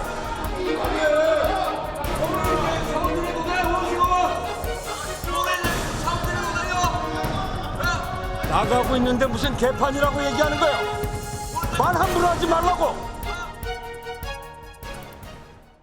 오늘 최혜병 특검법이 재표결에 붙여졌어요. 그래서 최종적으로 부결돼서 자동 폐기가 됐는데 그 뒤에 벌어진 상황, 국회의장과 여당 의원 간의 설전, 무슨 개판이라는 목소리, 그다음에 국회의장이나 우현식 의원 이렇게 하면서 고성 이런 모습까지 나타났습니다. 아, 이거 만만치가 않은 상황으로 또 계속 가겠네요. 그럼 오늘 이 표결 결과 좀 정리해 보죠. 자, 일단 오늘 본회의장에 나온 국회의원 전체 300명인데 한 명이 빠졌어요. 지금 천하람 의원으로 알려지고 있죠. 어떤 업무 때문에 빠진 걸로 나오는데, 그럼 299명이 참석을 했어요. 그럼 이 참석한 의원의 3분의 2가 표결 나와야 찬성인데 이게 안 됐거든요. 근데 보세요. 194표가 찬성이고요. 반대표가 104표, 무효표 한결입니다. 이게 숫자가 이게 이렇게 쓰면 잘 모르시겠지만 이게 간단하지 않은 게 지금 천하람 의원을 뺀 야권의 의원들은요, 총 191명입니다. 그럼 그 표가 다 찬성했다 그러면 191표거든요. 근데 지금 194표니까 3표가 더 나왔어요. 이건 아무리 봐도 여당에서 나온 표입니다. 그렇다면 여당에서 이탈표가 3개가 나온 걸로 보이고요. 그리고 반대표가 104거든요. 그러면 이거는 여당표라고 보이죠? 그러면 이탈표 셋, 반대표 104, 더하면 107인데 여당 의원은 108명, 저는 다 참석했거든요. 무효표 하나가 여당에서 나온 걸로 보입니다. 이 얘기 좀 해볼 텐데, 이준우 의원 3표의 이탈표가 나온 걸로 아무리 봐도 추정이 됩니다. 이거 네. 어떻게 이해됩니까? 저 3표 중 1표는 지난번에도 이제 저 똑같은 표를 하신 분이 계시죠? 예. 안모 의원이라고. 네. 지금 안모 의원 얘기하셨는데 네. 그렇지 않아도 오늘 네. 이 안모 의원께서 하신 말씀이 있고요. 오늘 이 표결 전에 한동훈 대표가 내놓은 말도 있습니다. 그 영상 좀 들어보죠. 제 소신에는 변함이 없습니다. 다만 제가 말씀드리고 싶은 것이 여당 대표가 뽑힌 바로 다음 날 아닙니까? 그런데 아무런 여당과 대화가 없이 야당이 바로 특검법 재결 상정한 거는 정말 유감입니다. 한동훈 대표께서 추천하는 그 특검법이 여야 합의로 통과되었으면 좋겠다는 그 생각은 변함이 없습니다. 오늘 더불어민주당을 비롯한 거대 야당이 그동안 민주당이 발의했던 최상병 특검법을 아마 기습적으로 상정할 가능성이 높은 것으로 보입니다. 이렇게 더불어민주당이 전당대회 직후라는 시점을 선택한 의도는 전당대회 직후 남은 감정들 때문에 우리 국민의힘이 분열할 거라는 얄팍한 기대일 거라고 생각합니다. 그런데 그거 착각이라는 말씀 분명히 드립니다.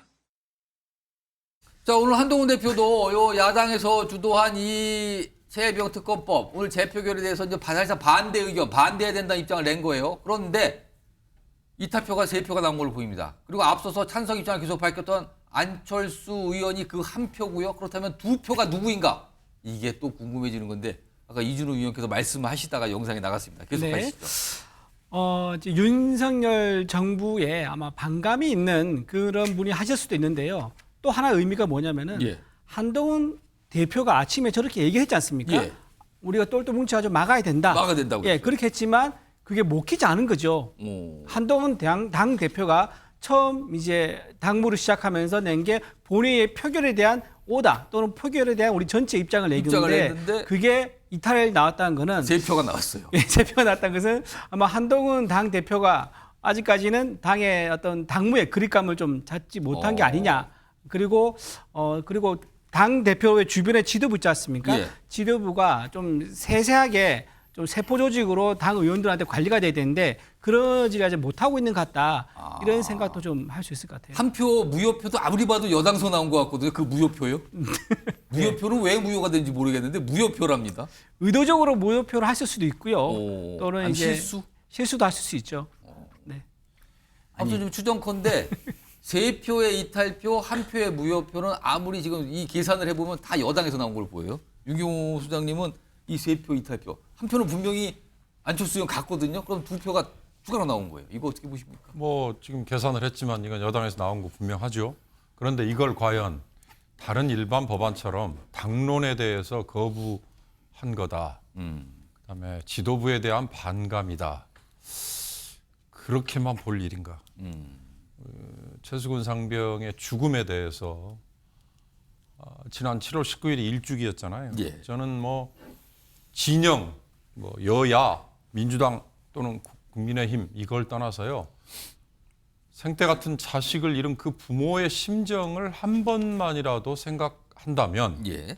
그리고 국회의원이라면 헌법기관으로서 과연 당론이 이렇게 정해졌으니까 나는 무조건 거기에 따라가라고 하는 의원들로만 채워졌을까. 그렇다면 저는 대한민국의 미래는 정말 캄캄하다고 생각합니다. 이건 당론과 반감을 떠나서요. 여론의 압박이 얼마나 큰지를 아마 국민의힘 의원들도 충분히 느끼고 계실 거예요. 그리고 제가 이런 말까지 드리긴 참 그렇습니다만 정말 가슴에 한번 손을 얹고 생각해보면 그렇게 규명되지 못하고 해병대 뭐 명예와 뭐를 내놓고 산다는 해병대 사단장이라는 자가 그렇게 비겁하고 비굴하게 본인 살 것만 생각하는 전 청문회에서 그런 모습을 거듭 보면서 이 재의결이 되면 분명히 이탈표가 하나 둘은 더 늘어날 거다라는 생각을 저 혼자는 했어요. 근데 이제 오늘 3표까지 가능하잖아요. 예. 앞으로 이런 이제 국회에서 통과가 되고 대통령은 다시 이걸 거부권을 행사하고 재의결이 되는 사태가 반복이 되겠죠. 뭐 제3자 추천 특검법도 그 중에 하나일 거고 지금 민주당이나 야당은 계속해서 시도를 하겠다고 발의를 하게 해서 또 하겠다고 하는데 그 과정 속에서 최상병의 1년 1주기는 지나갔고요. 아마 가슴 속에 그걸 묻어야만 되는 부모들 그리고 그걸 보고 있는 다른 자식을 가진 부모들의 심정 이런 것들이 겹치면 저는 분명히 이탈표가 더 늘어날 것이다 이런 생각을 합니다. 일단 표 계산이 그렇게 됐습니다. 그리고 아까 보면 해병대 관계되셨던 분들이 방청을 했는데 이제 퇴장하는 과정에서 또 고성들이 오가는 모습까지 있었어요. 194표. 그중에서 3표가 여당에서 나온 걸로 일단 추정이 되는 상황. 그리고 무효표 하나 역시 마찬가지 상황입니다. 자 그렇다면 이제 남은 거는요. 이거는 이 법안은 최종 폐기가 된 거거든요. 자 그렇다면 한동훈 대표가 계속 얘기했던 국민의힘 자체의 특검, 최혜병 특검 법안. 다른 표는 이른바 제3자가 특검을 추천하는 법안. 이게 이제 이 법안이 발의될 수 있을까? 이거거든요. 지금요. 관심이 떠오르는 거는. 왜냐하면 한동훈 대표는 이 내용에 대한 의지를 계속 얘기하고 있거든요. 요 가능성 일단 김상희 평론가. 예. 요거 가능성 어떻게 보십니까? 그러니까 제3자 추천을 내용으로 하는 국민의힘 자체의 특검법안 이게 발의될 수 있을 거로 보십니까? 후보로 출마하는 일성으로 내놓은 이야기예요. 그렇습니다. 당대표가 됐으니 공식적으로 다시 제안하는 게 맞겠죠. 그렇지 않는다면 본인 스스로 말을 뒤집는 꼴이 되지 않습니까? 예. 지금 제가 볼 때는 한동훈 김옥균 프로젝트가 굉장히 빠르게 진행이 되기 때문에 지금 진행된다고 보시는 거래요 지금. 지금 뭐 여기에서도 제가 보면은 그런 분위기가 너무 많이 느껴져요. 그렇기 때문에 그거를 좀 완화하기 위해서라도 이 문제는 빨리 매듭을 짓는 게 한동훈 대표에게 바람직하지 않을까 이런 생각이 듭니다. 조정석 변호사는 이 제3자 추천을 내용을 하는 국민의힘 자체의 특검 법안 한동훈 대표가 얘기한 거 이거 발의될 수 있을까요? 발의를 하려면 이제 그 여야 간의 협의를 먼저 해야 되잖아요. 그래 통과되든지 하니까. 예. 근데 저는 이재명 지금 전 대표입니다. 예. 대표는 아니죠. 예, 전 대표입니다. 이재명 전 대표가 이제 그 안 받겠다 했잖아요. 그렇습니다. 일단 그런 입장을 냈어요. 그러니까 이제 그걸 명분으로 저는 이제 발의를 서두를 이유가 없다. 어차피 야당이 안 받겠다고 하니 통과가 안 될 테니 통과도 안 될 테니 굳이 이제 할 필요가 없죠. 저는 이재명 대표에게 입장 바꾸는 게 곤란한 게요. 만약에 대법원장이 추천하면 조희대 대법원장이 하잖아요. 그리고 이제 상설 특검을 하면요. 국회법 규칙 안 바꾸면 이게 어차피 4명이 여당이에요. 예. 그러면요. 차라리 공수처보다 더 못합니다. 차라리 공수처가 나아요. 문재인 대통령 때 임명을 많이 했고 수사관들이. 오히려 조희대 대법원장이 추천하거나 아니면 이게 여당 우위에서 상설 특검하면 오히려 이제 친여 쪽에 특검이 오면요. 그냥 무혐의 옵니다 오히려. 따라서 이제 이재명 대표 입장을 바꾸기 상당히 현실적으로 어렵다. 그렇다면 저는 한동훈 대표의 그 안은 자동적으로 명분 있게 아마 폐기되지 않을까 이렇게 예상합니다. 자, 일단 뭐 얘기가 나오는데 기다려봐야 되는 문제고요. 오늘 국회 모습까지 좀 전해드렸고요. 다음은 야당 얘기 좀 해볼 텐데요. 야당도 좀 지도부를 뽑아야 되는 과정이 있어요. 뭐 최종적으로 결과가 나오려면 아직까지 이제 8월 중순까지 가야 되지만 중간 결과, 초기 결과 좀 나온 상태거든요. 이 얘기 좀 해보겠습니다. 명심과 당심 괴리 되는 걸까? 이게 민주당에서 자주 나오는 게 명심이 당심이고 당심이 명심이고 뭐 민심이고 이런 얘기 하잖아요. 근데 이게 뭐가 괴리가 되는 모습이 나타났나요? 이 얘기입니다. 일단 어제 민주당 당대표 후보들의 토론, 방송 토론이 있었는데 지금 김두관 후보가 계속 이재명 후보 압박하고 있죠. 어제도 그 모습이 있었어요. 들어보시죠. 지향적 대표로는 미래가 없습니다. 전투에서 이기고 전쟁에서 패배하면 무슨 소용이 있겠습니까? 이번 총선 승리는 결국 국민들의 선택이었고 우리 더불어민주당 당원들의 헌신 덕분이었다고 생각합니다. 우리 당 8분의 최고위원들 중에 고위무사를 다 자처하는 그런 모습을 보면서 그 연설 내용을 들으시면서 어떤 느낌이 들었습니까? 좋았습니까? 당원과 국민들, 민주당을 지지하는 국민들의 선택을 받기 위한 수단으로 하는 거 아니겠습니까? 이재명 대표 후보가 인기가 영 없어서 이재명 얘기하면 표 떨어진다. 그럼 그럴 리가 없겠죠. 자, 계속 저렇게 압박하는 모습이 연일 뭐 이어지고 있어요. 토론할 때마다. 이런 가운데요. 당대표 글쎄요. 뭐 워낙 이재명 후보가 지금 압도적으로 가고 있기 때문에 글쎄요. 많은 분들이 과연 이변이 있을까 이거에 대한 의문 제기를 하고 있죠. 이런 가운데 최고위원 후보들은 치열한 경쟁을 벌이고 있는데 그 초기 결과 좀 보겠습니다. 이게 지금 1차 결과예요. 1차 지금 나온 경우인데 물론 이게 바뀔 수 있습니다. 왜냐하면 초기 결과니까. 근데 현재까지 보면은요. 1위가 정봉주 후보예요. 그리고 다른 후보들 보세요. 뭐 쭉 있죠. 전현희, 뭐 강선우 등 민영 등등등 있는데 특히 김민석 후보가 4위고 한준 후보가 6위인데 김민석 후보, 한준 후보는 이른바 이재명 대표의 러닝메이트로 최고위원 출마했다는 얘기까지 듣고 있어요. 그리고 이재명 대표가 최고위원으로 같이 지도부에 가기를 바라고 있다라고 통상 알려지고 있는 후보들입니다. 근데 4위, 6위에 그치고 있어요. 자, 특히 김민석 후보와 관련된 얘기 지금 다음 전해드릴 영상이 있는데요. 확인해 보시죠.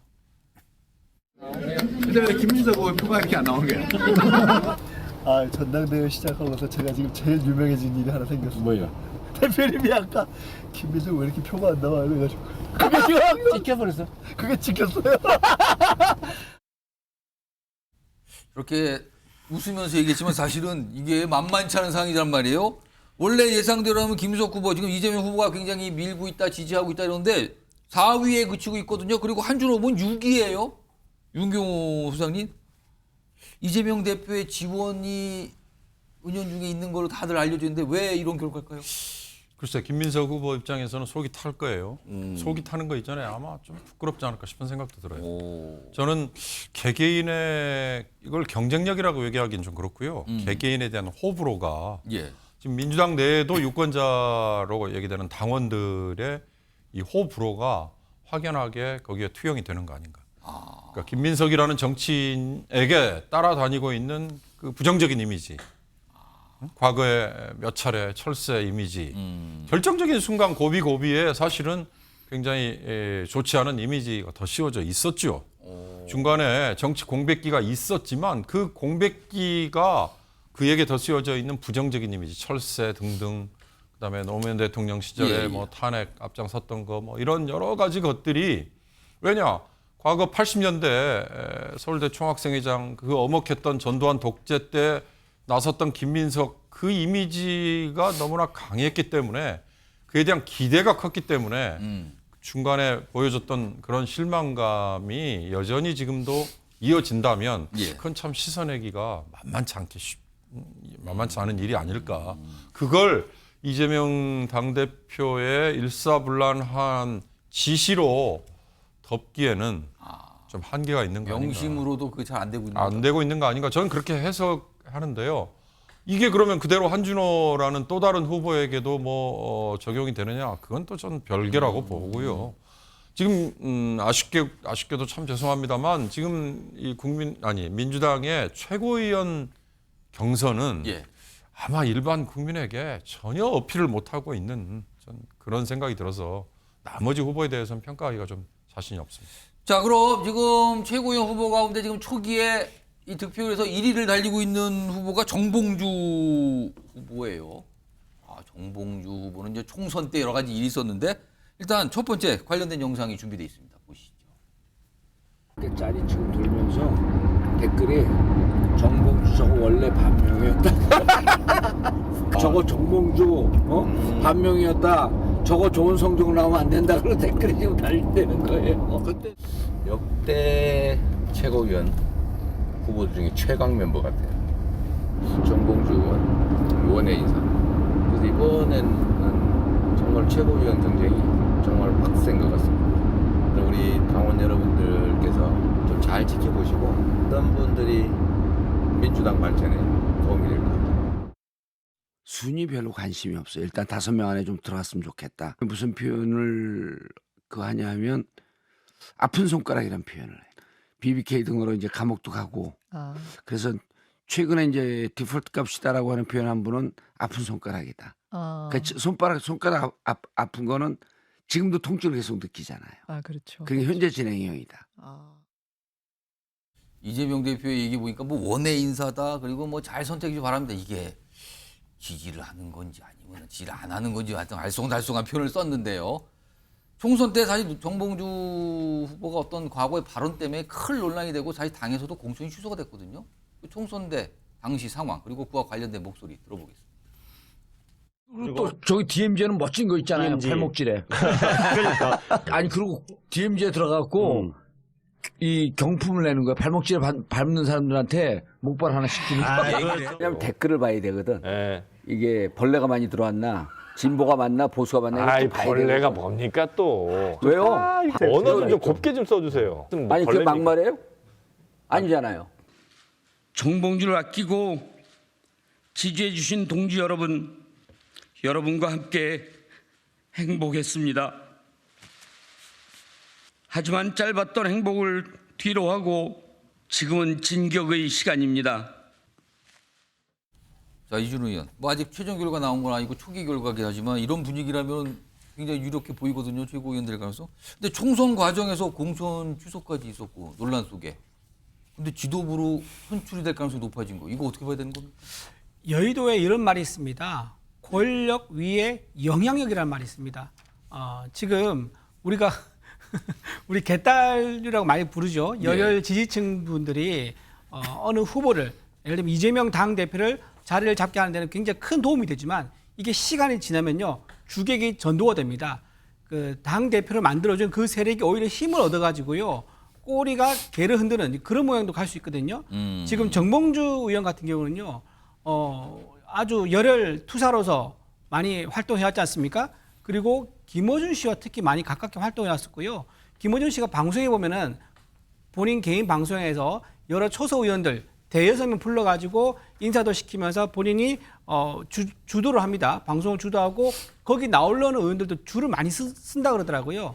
거기 계신 분들 특히 지지하는 많은 열혈 지지자들이 이제는 이재명 당대표의 말을 듣지 않을 상태가 됐다. 이런 상태가 예정된 거기 때문에 아마 이런 권력의 영향력 이런 상태가 아마 앞으로 계속 이어질 것이다. 그래 봅니다. 김상현 평론가, 네. 정봉주 후보가 최고위원 경쟁에서 지금 초반에 1위를 달리고 있는 이 모습, 이거 어떻게 봐야 됩니까?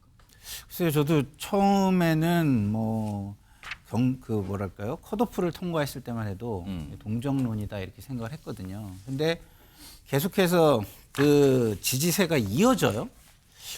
이거는 왜일까? 저도 굉장히 고민을 많이 했는데 제가 지금까지 잠정적으로 내린 결론은 이게 적대적 정치의 산물이다 이런 생각이 들어요. 그러니까 누가 상대 진영을 효과적으로 잘 심판할 수 있고 공략할 수 있느냐 이걸 위주로 보고 있는 게 아닌가. 그래서 지금 그 지지층 뭐 내에는 이런 얘기가 있답니다. 꿀명이라는 얘기가 있대요. 꿀명. 꿀명은 뭐냐면 이재명 대표의 꿀만 빨아먹지 뭐 사실상 도움은 안 된다. 이런 꿀명이라는 표현이 있다는 거예요. 그래서 이재명 대표에 도움이 되는 사람은 우리가 결정을 한다. 근데 지금 그 상대를 효과적으로 공격하고 제압할 수 있는 후보는 정봉주다. 이렇게 좀 판단하고 있다는 게 있는데 이게 이제 적대적 정치의 하나고 또 하나의 제가 이제 의구심이 드는 부분은 우리 이준우 의원이 한 얘기랑 맥을 같이 하는 건데 개딸 지지층이 많이 들어왔잖아요. 그때 특정 세력이 들어온 거 아닌가 이런 생각도 좀 듭니다. 그러니까 이재명 대표의 의도가 관철이 안 되는 거 아니냐 이런 얘기가 좀 정치국에서 나오고 있습니다. 자, 다음 주제는요. 영상으로 먼저 만나보겠습니다.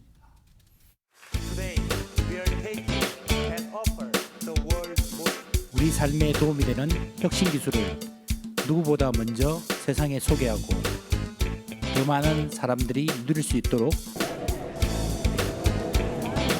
격려의 말씀을 드립니다.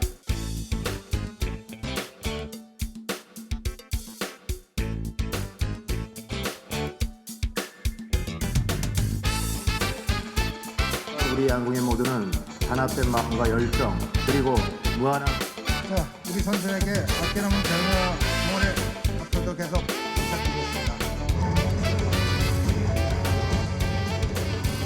네.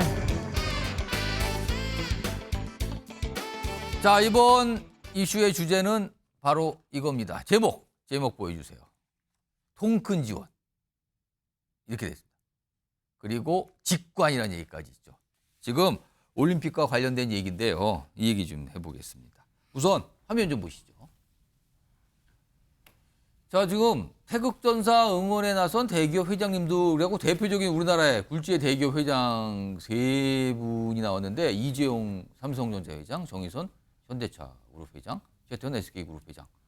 여기 보면 이재용 회장은 삼성, 그러니까 올림픽 공식 후원사, 그리고 정의선 회장은 대한양궁협회 회장, 최태원 회장은 대한핸드볼협회 회장. 각각 뭘 맡고 있네요. 일단 이재용 회장 얘기부터 좀 화면에 볼 텐데, 이건 좀 손정혜 변호사 나와 계신데 화면 좀 바꿔주세요. 이걸 보시면서 지금 이재용 회장 올림픽과 깊은 인연이 있다는데 지금 어떤 인연이고 특히 이번에 주목받는 것도 있다 그래요? 설명 좀 해주시죠. 네, 그렇습니다. 국내 기업 중에 유일하게 국제올림픽위원회 공식 후원사죠. 삼성전자가 오랫동안 사실은 선수들과 올림픽을 후원해 왔는데 이번에 파리올림픽을 앞두고 나서는 이 파리올림픽에 참가하는 선수 모두에게 갤럭시 신형 휴대폰을 하나씩 지급한다는 소식인데요. 방금 전에 왔던 화면 다시 한번 고정해 주세요. 그대로. 네, 무려 개수가 17,000명에게 휴대전화를 전원에게 저걸 무료 줬다는 배포하고요. 그리고 올림픽 선수에 참가하시는 분들은 이 휴대폰에 반납하게 되어 있기 때문에 사진을 찍고 싶어도 시상식에서 사진을 찍지 못합니다. 그러다 보니까 시상대 셀카 프로그램도 운영을 해서 시상대에서 각자의 추억을 담을 수 있는 사진을 찍게끔 공식 후원한다는 소식인데요.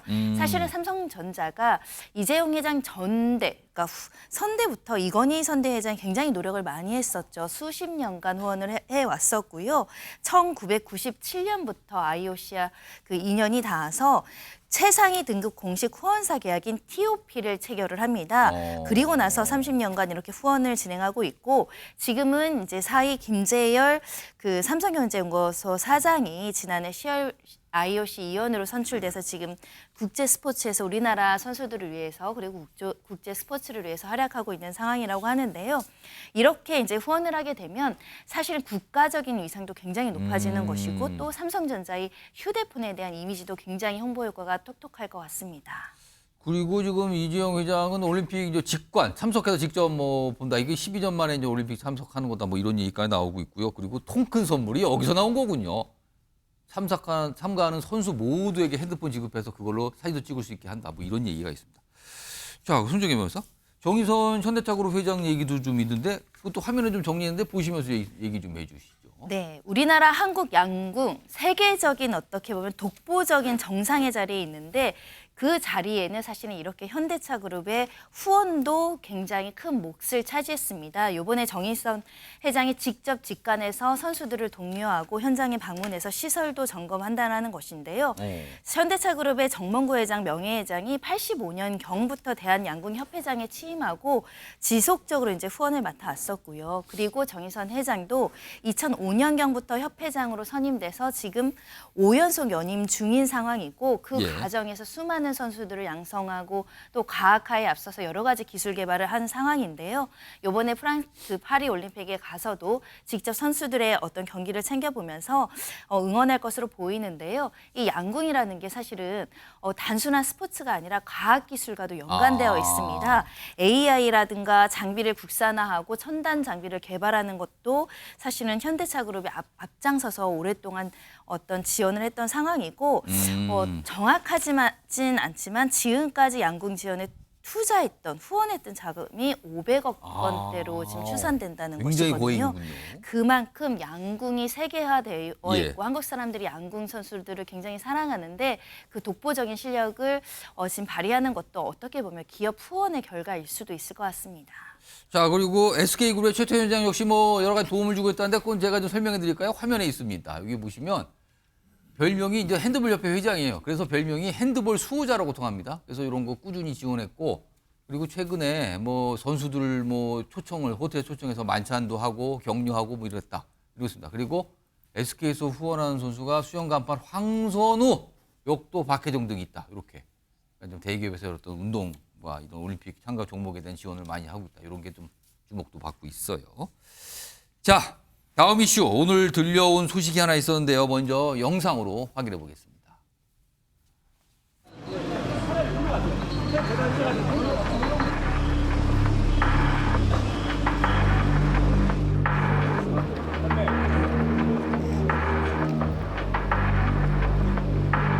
안녕하세요. 오늘 어떤 부분 중점적으로 조사하셨나요?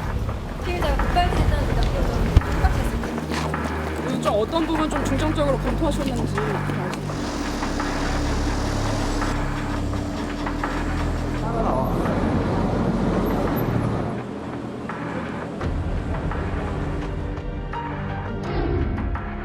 시청역 역주행 구속영장 신청이 오늘 있었다고 경찰이 밝혔습니다. 화면으로 좀 정리해 보죠.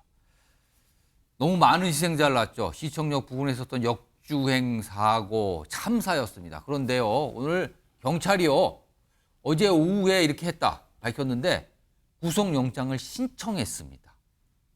여섯 구간 수사 내용을 이제 반영한 거라고 그러는데 손정희 변호사, 신청 배경 이거 어떻게 봐야 됩니까? 처음부터 경찰은 사실은 사안이 굉장히 중대하고 피해가 극심했기 때문에 신병 확보도 고심했던 사안입니다. 그런데 이제 피의자가 병원에서 치료 중이다 보니 즉각적으로 구속영장을 청구하지는 못했고 어느 정도 치료가 됐다라고 본 시점에서 신병 확보 시도를 한다라고 보시면 될 것 같은데요.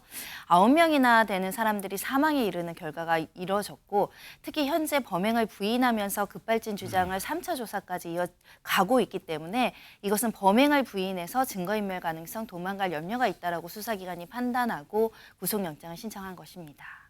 자, 그동안 있었던 시간이 꽤 흘렀거든요. 좀 날짜별로 정리해 보면은요, 여러 가지 사항이 있고 파악하는 단계였었는데 이게 사고가 난 시점이 있고요. 중간에 보시면 경찰 정밀 감정 결과 이게 15일이거든요. 국가수는 가속 페달 90% 이상 밟은 것을 확인. 그렇다면 이게 급발진이 아닐 가능성이 높다라는 그때 설명이 나왔거든요. 그리고 19일에는요, 3차 경찰 수사 있던 날인데 차량 결함이나 급발진 주장을 고수했다. 계속 운전자는 이거고요. 그리고 오늘 구속영장 청구됐습니다. 이거 시간이 한 1분 정도 남았는데 손정희 변호사, 이거 검찰로 가고 영장 발부 가능성이 있다고 어떻게 보십니까? 저는 이제 아주 높다 봐요. 워낙 이게 그 사건이 중대하고요. 예. 그리고 이제 국가수에서 엑셀 90% 이상 예. 결정된 스모킹 건이 있고요. 제가 보는 시각은요. 예. 피해자의 말이 100% 다 맞다 하더라도 예. 이 말은 게 급발진이 맞다 하더라도 피해를 줄이기 위한 노력을 전혀 안 했어요. 왜 사람으로 갑자기 충돌합니까? 다른 차나 다른 데 박을 수 있잖아요. 아, 회피 운전. 그렇죠. 저는 그것만 가지고도 구속사유 충분하다 봐요. 손정희 변호사, 지금 경찰 쪽에서는 급발진이 아니라고 보는 것 같고 어떤 결과를 가지고 근데 운전자는 계속 급발진 주장하는데 이게 좀 재판을 가지 않겠습니까? 만약에 최종적으로 되면 그럼 이게 큰 쟁점이 되는 겁니까? 그러면? 그렇습니다. 피고인은 이제 무죄 주장을 하면서 기계 결함 가능성이라든지 국가수 결과가 신빙성이 없다라는 것을 다툴 여지가 있는데 문제는 다수의 급발진 사건에서 보이는 통상적인 여러 가지 급발진으로 추정되는 사항도 현재로서는 확인되지 않기 때문에 예. 사실상 경찰에서는 이 브레이크를 밟았던 흔적은 없고 오히려 엑셀을 90% 이상 강하게 밟은 흔적만 국가수 감정 결과로 나오기 때문에 유죄로 입증할 수 있다라고 사건을 보는 겁니다. 지금 요 내용에 대해서 뭐 일단 신청됐으면 검찰로 가서 공식 청구가 되고 법원의 판단 그리고 그 이후에 뭐 기소가 되거나 그럼 재판에 가고 이게 좀 많이 남아 있는 상황입니다. 좀 기다려 봐야겠습니다.